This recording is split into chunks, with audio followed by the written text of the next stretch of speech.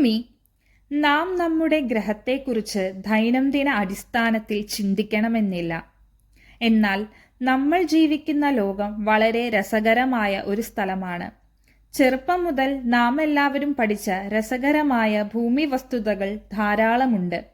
എന്നിരുന്നാലും ഭൂമിയെക്കുറിച്ച് നമ്മിൽ മിക്കവർക്കും അറിയാത്ത അതിലും രസകരമായ വസ്തുതകളുണ്ട്. ഈ വീഡിയോയിൽ ഭൂമിയെക്കുറിച്ചുള്ള കൂടുതൽ വിശേഷങ്ങൾ അറിയാം. ഭൂമിയുടെ രൂപവൽക്കരണവും സൗരയൂഥത്തിന്റെ മറ്റ് ഭാഗങ്ങളുടെ രൂപീകരണവും 4.5 ബില്യൺ വർഷങ്ങൾക്ക് മുമ്പ് സംഭവിച്ചു. ഫാനറോസോയിക് ഇയോണിന്റെ ആദ്യ കാലഘട്ടത്തിൽ ഭൂമിയിൽ ജീവൻ ജൈവ വൈവിധ്യത്തോടെ പൊട്ടിത്തെറിക്കുന്ന സമയത്തെ അടയാളപ്പെടുത്തുന്നു. ഇത് ക്രാംബിയൻ സ്ഫോടനം എന്നാണ് അറിയപ്പെടുന്നത്. പക്ഷേ ഛിന്നഗ്രഹങ്ങളിൽ കണ്ടെത്തിയ ജലവുമായി സമുദ്രത്തിലെ ജലത്തിന്റെ തന്മാത്രാ വിരലടയാളം പൊരുത്തപ്പെടുന്നതിനാൽ ഭൂമിയിലെ ജലം ഛിന്നഗ്രഹങ്ങളിൽ നിന്നാണ് വന്നതെന്ന അനുമാനത്തെ പിന്തുണയ്ക്കുന്ന തെളിവുകളുമുണ്ട്. ഭൂമിയുടെ പരസ്പരാശ്രിത ഭൗതിക സംവിധാനങ്ങളുടെ പ്രധാന ഘടകങ്ങളിലൊന്നാണ് അന്തരീക്ഷം.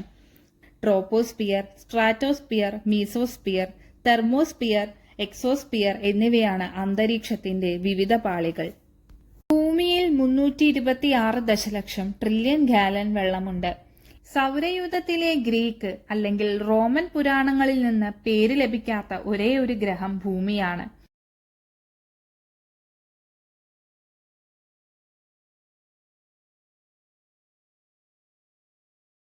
ഭൂമിയെക്കുറിച്ചുള്ള അടിസ്ഥാന വിവരങ്ങൾ. സൗരയൂഥത്തിലെ മൂന്നാമത്തെ ഗ്രഹം. സൂര്യനിൽ നിന്നുള്ള അകലം 1 ആസ്ട്രോണമിക്കൽ യൂണിറ്റ്. സൂര്യപ്രകാശം ഭൂമിയിലേക്ക് എത്താനെടുക്കുന്ന സമയം 8 മിനിറ്റ്.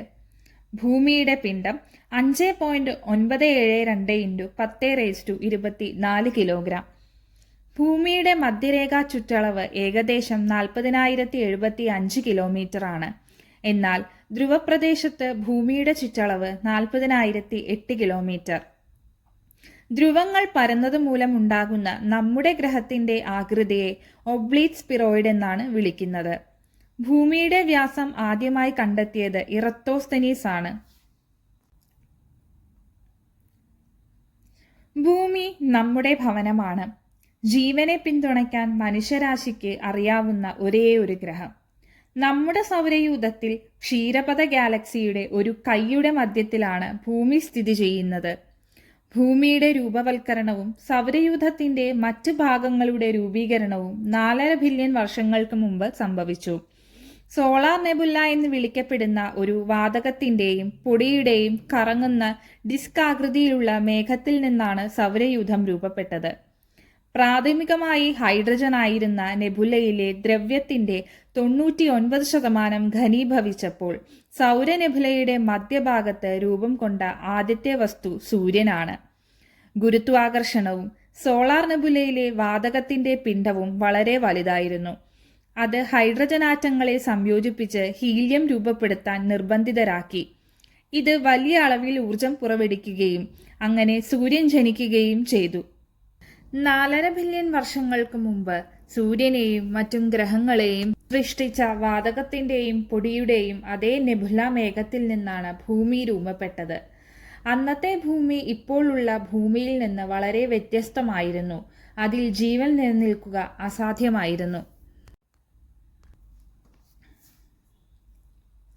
ഭൂമിയുടെ ജീവചരിത്രത്തിലേക്ക് നോക്കുമ്പോൾ നാം അവിശ്വസനീയമായ ഒരു യാത്ര ആരംഭിക്കുന്നു. 4.5 ബില്യൺ വർഷങ്ങൾക്ക് മുമ്പ് ഭൂമി ചൂടുള്ളതും ഉരുകിയതുമായ പിണ്ഡമായിരുന്നു. അത് തണുത്തുറഞ്ഞപ്പോൾ പാളികൾ രൂപപ്പെടുകയും അന്തരീക്ഷം നാടകീയമായി മാറുകയും ഉപരിതലത്തിൽ സമുദ്രങ്ങൾ രൂപപ്പെടുകയും ചെയ്തു. ഈ ഘട്ടത്തിൽ ജീവൻ എങ്ങനെ ഉണ്ടായി എന്നോ എപ്പോഴാണോ എന്ന് കൃത്യമായി നമുക്ക് ഉറപ്പില്ലെങ്കിലും അമിനോ ആസിഡുകളും ന്യൂക്ലിയോടൈഡുകളും പോലെയുള്ള ചെറിയ ജൈവ തന്മാത്രകളിൽ നിന്നാണ് ഇത് വികസിച്ചതെന്ന് ശാസ്ത്രജ്ഞർ സമ്മതിക്കുന്നു. ഇവയാണ് പ്രോട്ടീനുകളുടെയും DNA-യുടെയും ബിൽഡിംഗ് ബ്ലോക്കുകൾ. ഇത് ജീവജാലങ്ങളുടെ നിർമ്മാണ ബ്ലോക്കുകളാണ്. ഈ ചെറിയ തന്മാത്രകൾ ഒന്നിച്ച് പോളിമറുകളായി യോജിച്ചു. അവ ഒരുമിച്ച് പ്രോട്ടോബയോണ്ടുകളായി രൂപപ്പെട്ടു. ഇവ പിന്നീട് ജനിതക വിവരങ്ങൾ കൈമാറാൻ പരിണമിച്ചു. അത് ഒടുവിൽ ഇന്ന് നാം കാണുന്ന ജീവജാലങ്ങളുടെ വൈവിധ്യത്തിലേക്ക് നയിച്ചു. എന്നാൽ ഇത് വെറും തുടക്കം മാത്രമായിരുന്നു. ഏകദേശം 2.5 ബില്യൺ വർഷങ്ങൾക്ക് മുമ്പ് വരെ ഭൂമി സ്വയം വികസിച്ചുകൊണ്ടിരിക്കുകയായിരുന്നു. എന്നാൽ ഫോട്ടോസിന്തറ്റിക് പ്രോകാരിയോട്ടുകൾ ഭൂമിയുടെ അന്തരീക്ഷത്തിലേക്ക് ഓക്സിജൻ എത്തിക്കാൻ തുടങ്ങിയതോടെ ജീവൻ കൂടുതൽ സമൃദ്ധവും വൈവിധ്യപൂർണവുമായി തീർന്നു. ഭൂമിയുടെ ചരിത്രത്തിന്റെ ഈ ആദ്യ ഭാഗം ആർക്കിയൻ ഇയോണിലും തുടർന്ന് പ്രോട്ടറോസോയിക് ഇയോണിലും വന്നു. അവിടെയാണ് ആദ്യത്തെ യൂകാരിയോട്ടിക് ഫോസിലുകളും മൃദുവായ ശരീരമുള്ള ചില വെർട്ടിബ്രേകളെയും നാം കാണുന്നത്. ഭൂമിയുടെ ജീവചരിത്രം ഇയോൺസ് എന്ന് വിളിക്കപ്പെടുന്ന പ്രധാന വിഭാഗങ്ങളായി തരംതിരിച്ചിരിക്കുന്നു. ആർക്കിയോൺ, പ്രോട്ടറോസോയിക്, ഫാനറോസോയിക് എന്നിവയാണ് അവ. ഫാനറോസോയിക് ഇയോണിന്റെ ആദ്യ കാലഘട്ടത്തിൽ ഭൂമിയിൽ ജീവൻ ജൈവ വൈവിധ്യത്തോടെ പൊട്ടിത്തെറിക്കുന്ന സമയത്തെ അടയാളപ്പെടുത്തുന്നു. ഇത് ക്രാംബിയൻ സ്ഫോടനം എന്നാണ് അറിയപ്പെടുന്നത്. ഭൂമിയിലെ ജീവചരിത്രത്തിലെ ഏറ്റവും പ്രധാനപ്പെട്ട സംഭവങ്ങളിലൊന്നാണ് ക്രാംബിയൻ സ്ഫോടനം. സ്ഫോടനത്തിന് മുമ്പ് ഭൂമിയിലെ ഏറ്റവും സങ്കീർണമായ ജീവിതം ഏകകോശജീവികളുടെ കോളനികളാണ്. കൂടാതെ ഈ യുഗത്തിൽ മത്സ്യങ്ങൾ, സസ്തനികൾ, പൂച്ചെടികൾ, പ്രാണികൾ, ഉരഗങ്ങൾ, ഡിനോസറുകൾ കൂടാതെ മനുഷ്യർ പോലും പ്രത്യക്ഷപ്പെടുന്ന കാഴ്ചയാണ്.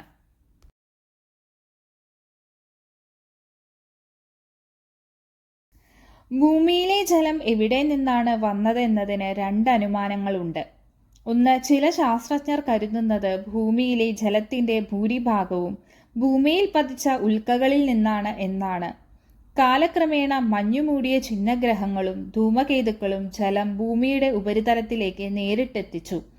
ഭൂമിയുടെ കാന്തിക ഇരുമ്പും ഗുരുത്വാകർഷണവും കാരണം ജലത്തെ സൂര്യൻ വലിച്ചെടുക്കുന്നതിൽ നിന്ന് സംരക്ഷിക്കാൻ ഭൂമിക്ക് കഴിഞ്ഞു. രണ്ടാമത്തെ അനുമാനം ഭൂമിയിലെ ജലത്തിന്റെ ഭൂരിഭാഗവും ഇതിനകം ഗ്രഹത്തിനുള്ളിൽ ഉണ്ടായിരുന്നുവെന്നും അത് കാലക്രമേണ ഉപരിതലത്തിലേക്ക് വന്നുവെന്നും സൂചിപ്പിക്കുന്നു. പക്ഷേ ഛിന്നഗ്രഹങ്ങളിൽ കണ്ടെത്തിയ ജലവുമായി സമുദ്രത്തിലെ ജലത്തിന്റെ തന്മാത്രാ വിരലടയാളം പൊരുത്തപ്പെടുന്നതിനാൽ ഭൂമിയിലെ ജലം ഛിന്നഗ്രഹങ്ങളിൽ നിന്നാണ് വന്നതെന്ന അനുമാനത്തെ പിന്തുണയ്ക്കുന്ന തെളിവുകളുമുണ്ട്. എന്നാൽ ഭൂമിക്കുള്ളിൽ ജലാംശമുള്ള വസ്തുക്കളുടെ സമീപകാല കണ്ടെത്തൽ സൂചിപ്പിക്കുന്നത് മുകളിലെ സമുദ്രങ്ങളെക്കാൾ വലിയ അളവിലുള്ള ജലം ഉപരിതലത്തിന് താഴെയുണ്ടാകാമെന്നാണ്.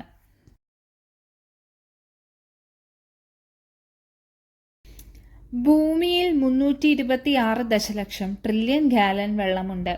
ഈ വെള്ളത്തിന്റെ 3% മാത്രമേ ശുദ്ധജലമുള്ളൂ. ബാക്കി 97% ഉപ്പുള്ളതാണ്. ഭൂമിയുടെ ഉപരിതലം 71% വെള്ളത്താൽ മൂടപ്പെട്ടിരിക്കുന്നു.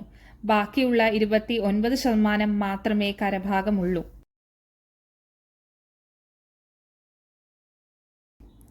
ഭൂമിയുടെ അന്തരീക്ഷം ഒന്നിലധികം വിധത്തിൽ ഗ്രഹത്തെ സംരക്ഷിക്കുന്നു. ഈ നേർത്ത അന്തരീക്ഷം ഭൂമിയുടെ മാത്രം പ്രത്യേകതയാണ്. അതില്ലാതെ നമ്മൾ നിലനിൽക്കില്ല. കാരണം അത് സൂര്യനിൽ നിന്ന് പുറപ്പെടുവിക്കുന്ന ചൂടിൽ നിന്നും വികിരണങ്ങളിൽ നിന്നും നമ്മെ സംരക്ഷിക്കുകയും നാം ശ്വസിക്കുന്ന വായു ഉൾക്കൊള്ളുകയും ചെയ്യുന്നു. ഭൂമിയുടെ അന്തരീക്ഷത്തിൽ ഏകദേശം 78% nitrogen, 21% oxygen, 0.93% argon, 0.04% carbon dioxide കൂടാതെ neon, methane, helium, krypton, ozone, hydrogen എന്നിവയുടെ അളവും അടങ്ങിയിരിക്കുന്നു. ഭൂമിയിലെ ജീവന് ഓക്സിജൻ നിർണായകമാണെങ്കിലും അത് നമ്മുടെ അന്തരീക്ഷത്തിന്റെ പ്രാഥമിക ഘടകമല്ല. ഭൂമിയുടെ പരസ്പരാശ്രിത ഭൗതിക സംവിധാനങ്ങളുടെ പ്രധാന ഘടകങ്ങളിലൊന്നാണ് അന്തരീക്ഷം. താപനില, മർദ്ദം തുടങ്ങിയ സവിശേഷതകളാൽ നിർവചിക്കപ്പെട്ട അന്തരീക്ഷ പാളികളിലാണ് ഈ വാതകങ്ങൾ കാണപ്പെടുന്നത്. Troposphere, stratosphere, mesosphere, thermosphere, exosphere എന്നിവയാണ് അന്തരീക്ഷത്തിന്റെ വിവിധ പാളികൾ. ഭൂമിയുടെ ട്രോപ്പോസ്ഫിയർ ഭൂമിയുടെ ഉപരിതലത്തിൽ നിന്ന് 12 കിലോമീറ്റർ ഉയരത്തിൽ വ്യാപിക്കുന്നു. അതിന്റെ ഉയരം ഭൂമിയുടെ ധ്രുവങ്ങളിൽ താഴ്ന്നതും മധ്യരേഖയിൽ ഉയർന്നതുമാണ്. ഉയരത്തിനനുസരിച്ച് ട്രോപ്പോസ്ഫിയറിലെ താപനിലയും കുറയുന്നു. ട്രോപ്പോസ്ഫിയറിന്റെ മുകൾ ഭാഗത്തെ ട്രോപ്പോപോസ് എന്ന് പറയുന്നു. ട്രോപ്പോസ്ഫിയർ ഏറ്റവും സാന്ദ്രമായ അന്തരീക്ഷ പാളിയാണ്. ഭൂമിയുടെ ഭൂരിഭാഗം കാലാവസ്ഥയും ഇവിടെ നടക്കുന്നു. ട്രോപ്പോസ്ഫിയറിനും സ്ട്രാറ്റോസ്ഫിയറിനും ഇടയ്ക്കുള്ള മേഖലയിലാണ് മിക്ക വ്യോമയാന ഗതാഗതങ്ങളും നടക്കുന്നത്. ഭൂമിയുടെ ഉപരിതലത്തിൽ ഏകദേശം 12 മുതൽ 50 കിലോമീറ്റർ വരെ ഉയരത്തിൽ സ്ഥിതി ചെയ്യുന്ന സ്ട്രാറ്റോസ്ഫിയർ ഭൂമിയുടെ ഓസോൺ പാളിയുടെ ആസ്ഥാനമായാണ് അറിയപ്പെടുന്നത്. ഈ പ്രദേശത്ത് ഉയരത്തിനനുസരിച്ച് താപനില വർദ്ധിക്കുന്നു. ഓസോൺ രൂപീകരണ പ്രക്രിയയിൽ താപം ഉൽപ്പാദിക്കപ്പെടുന്നു. ഈ താപം താപനില വർധനവിനും കാരണമാകുന്നു. ജെറ്റ് വിമാനങ്ങൾക്ക് എത്തിച്ചേരാൻ കഴിയുന്ന അന്തരീക്ഷത്തിന്റെ ഏറ്റവും ഉയർന്ന ഭാഗം കൂടിയാണിത്. ഭൂമിയുടെ ഉപരിതലത്തിൽ നിന്ന് ഏകദേശം 50 മുതൽ 80 കിലോമീറ്റർ വരെ ഉയരത്തിൽ സ്ഥിതി ചെയ്യുന്ന മീസോസ്ഫിയർ ഉയരത്തിനനുസരിച്ച് ക്രമാനുഗതമായി തണുക്കുന്നു. ഈ പാളിയുടെ മുകൾ ഭാഗം ഭൂമിയിലെ ഏറ്റവും തണുപ്പുള്ള സ്ഥലമാണ്. ശരാശരി താപനില -85 ഡിഗ്രി സെൽഷ്യസ്. ഈ അന്തരീക്ഷ പാളിയിലാണ് മിക്ക ഉൽക്കകളും കത്തുന്നത്. ശബ്ദമുള്ള റോക്കറ്റുകൾക്കും റോക്കറ്റിൽ പ്രവർത്തിക്കുന്ന വിമാനങ്ങൾക്കും മീസോസ്ഫിയറിലെത്താം. മീസോസ്ഫിയറിനും സ്ട്രാറ്റോസ്ഫിയറിനെയും വേർതിരിക്കുന്ന അതിർത്തിയെ സ്ട്രാറ്റോപോസ് എന്ന് വിളിക്കുന്നു. ഭൂമിയുടെ ഉപരിതലത്തിൽ നിന്ന് ഏകദേശം 80 മുതൽ 700 കിലോമീറ്റർ വരെ ഉയരത്തിലാണ് തെർമോസ്ഫിയർ സ്ഥിതി ചെയ്യുന്നത്. ഈ പാളി സൂര്യനോട് വളരെ അടുത്തായതിനാൽ ഇതിന് 2000 ഡിഗ്രി സെൽഷ്യസ് വരെ താപനിലയിലെത്താൻ കഴിയും. കൂടാതെ തന്മാത്രകളുടെ സാന്ദ്രത വളരെ കുറവായതിനാൽ ഉയരത്തിനനുസരിച്ച് താപനില വർദ്ധിക്കുന്നു. അന്താരാഷ്ട്ര ബഹിരാകാശ നിലയം തെർമോസ്ഫിയറിലാണ് പരിക്രമണം ചെയ്യുന്നത്. തെർമോസ്ഫിയറിന്റെ താഴ്ന്ന ഭാഗത്ത് അയണോസ്ഫിയർ അടങ്ങിയിരിക്കുന്നു. ഇത് ഒരു പ്രത്യേക പാളിയല്ല, പകരം ബാക്കിയുള്ള പാളികളെ ഓവർലാപ്പ് ചെയ്യുന്നു. റേഡിയോ സിഗ്നലുകളെ ഭൂമിയിലേക്ക് പ്രതിഫലിപ്പിക്കാൻ കഴിവുള്ള വൈദ്യുത ചാലക മേഖലയാണിത്. ഭൂമിയുടെ ഉപരിതലത്തിൽ നിന്ന് ഏകദേശം 700 കിലോമീറ്റർ മുതൽ 10,000 കിലോമീറ്റർ വരെ ഉയരത്തിലാണ് എക്സോസ്ഫിയർ സ്ഥിതി ചെയ്യുന്നത്. എക്സോസ്ഫിയർ ഭൂമിയുടെ അന്തരീക്ഷത്തിലെ ഏറ്റവും ഉയർന്ന പാളിയാണ്. എക്സോസ്ഫിയറിൽ കാലാവസ്ഥ ഇല്ലെങ്കിലും അറോറയും ധ്രുവദീപ്തിയും അതിന്റെ ഏറ്റവും താഴ്ന്ന ഭാഗത്ത് കാണപ്പെടുന്നു. ഭൂരിഭാഗം ഭൗമ ഉപഗ്രഹങ്ങളും ഈ പാളിയിലാണ് പരിക്രമണം ചെയ്യുന്നത്.